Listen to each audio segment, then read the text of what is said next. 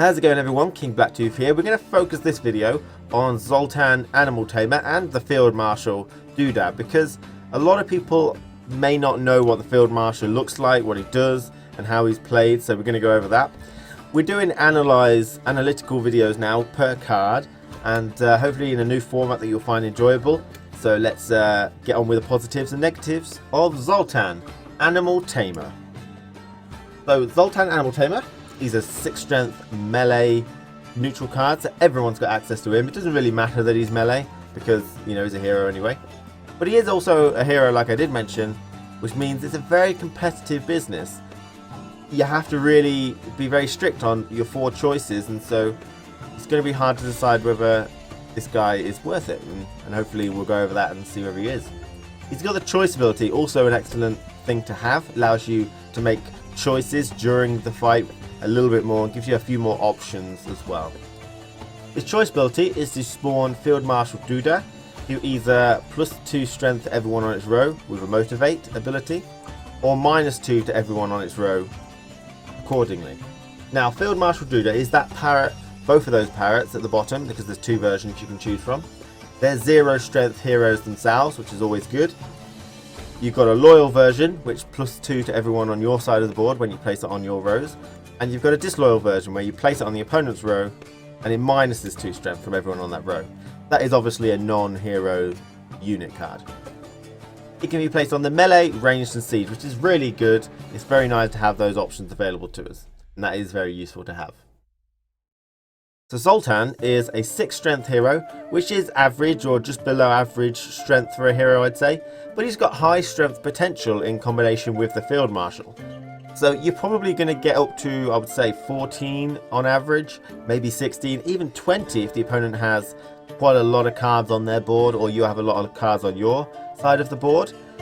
He's going to be a lot more effective with muster decks. So decks that have a lot of small cards, I would say he's going to be a lot more effective with. Probably like Jade Golem, splitting into 2 lesser Jade Golems and all that other stuff. Anything that gets mustered out of the graveyard, you're going to have them constantly. So it's going to be a lot more effective if you have a deck with a lot of small cards rather than big bonded cards or big empower cards like the Skellige, for example. So he's going to be more effective like that.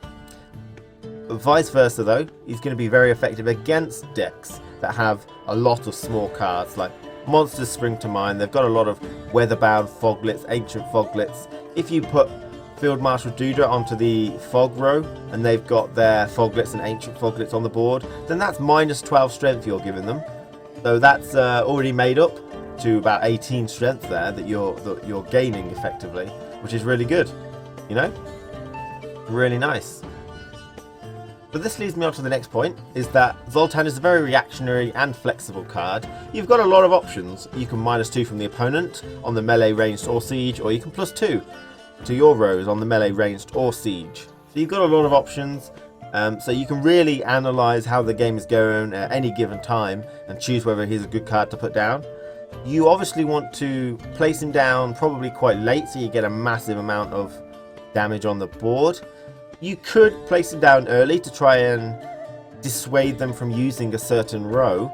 So if you're fighting a Scoia'tael who have got a lot of agile abilities that can be placed on melee and ranged, or ranged and siege, if you place the Field Marshal on the ranged, you might dissuade them from playing it on that row and place them on, they might play him on the melee, but then you might have a Bite and Frost in your hand. So yeah, there's a little bit of, this is a card that has a little bit of bluff ability, which is always good as well. So one of the most important things about the Field Marshal is that he's a hero.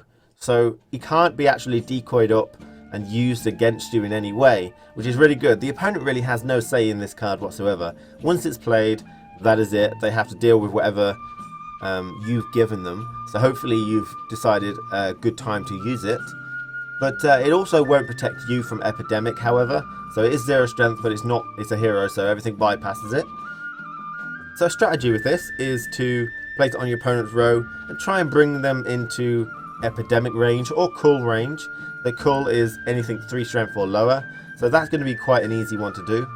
Epidemic range, you might be like, they might have a 1 strength card or a 2 strength card. I know Skellige has Siegfrieda, and you might want to place it on the melee and bring other cards into the same range, so you get more cards, more in your epidemic, or bring it below so you've got a more important card to epidemic at the time.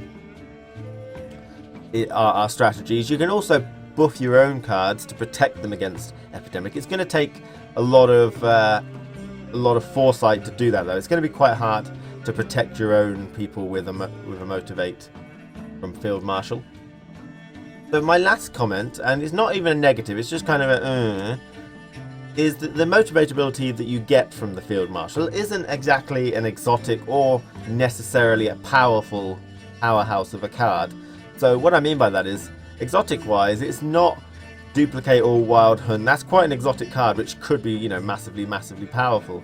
And there are heroes that have Scorches, Clear Weathers, weather effects. They're probably what you class as being powerful cards. You've already got like quite a lot of troop cards which are motivate abilities. Obviously, the benefit of this Field Marshal is that you can place them on any row. You can really choose exactly how you want to play this card. Whereas other motivate troop cards, once you put them in your deck, that's the only way they can be played. So -2 is probably the more effective play, because that can really do some good stuff. It's not really going to work against mushrooms. You can't negate mushrooms, because mushrooms is one of the later effects that get played. You can lower their strength, but if they're on 0 strength and then you play it on that row, the mushrooms will buff them by +4 afterwards. So the mushroom is the last thing. You can't negate that in any way. So some negatives, and they're pretty stingy negatives, but he's not going to change the battlefield an awful lot. So he can change the battlefield in your favour, and he could make you win the game, but he's not going to absolutely change the battlefield a lot, like possibly a Scorch could do against some bonded cards, or a weather effect or a Clear Weather could do, you know. So he's not going to change in such a drastic way. He's essentially just going to be about 12 to 20 strength, depending on how effective he's used, and that's pretty much all he's going to do.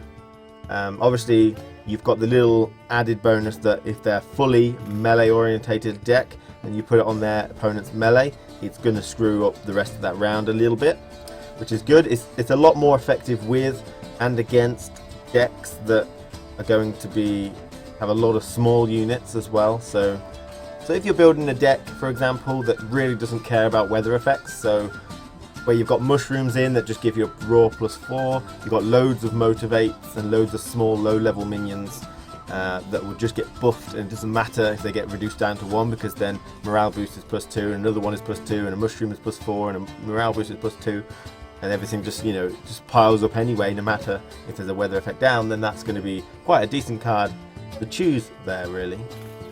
But that's all I can think of. If you think I missed anything, let me know. I hope you enjoyed this little new style of video. Let me know if you like it, or whether you actually want to see my face a lot more. Probably not. Thanks for watching, everyone, and I'll see you next time. I think I'm going to do Saskia next, because a lot of people have been asking me about that lady. See you later.